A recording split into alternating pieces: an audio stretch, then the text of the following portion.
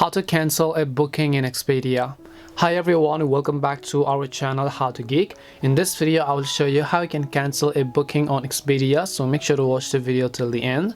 In order to cancel a booking in Expedia, what you have to do is just go ahead and then open up your browser.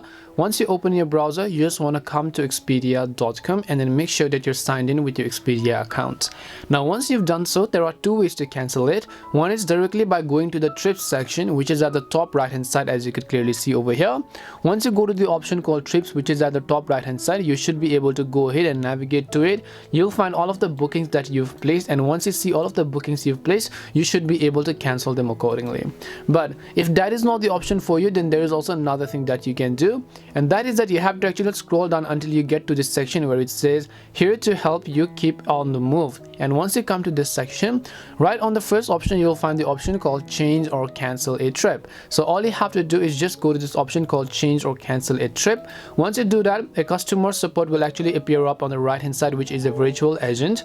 It says give me a second to gather your info, and if they find any bookings that you have made, you can simply ask them to cancel it. In my case, you can see they say that looks like you don't have any upcoming bookings, can I help you find a different one? So you can go ahead and then show cancel, show completed, try with different info, and so on. And that's all it takes to cancel a booking in Expedia. We hope the video was really helpful, and if it did help you, make sure to leave a like and subscribe to our channel. If you have got any more questions, then feel free to leave them down. Thank you very much for watching, and see you in the next video.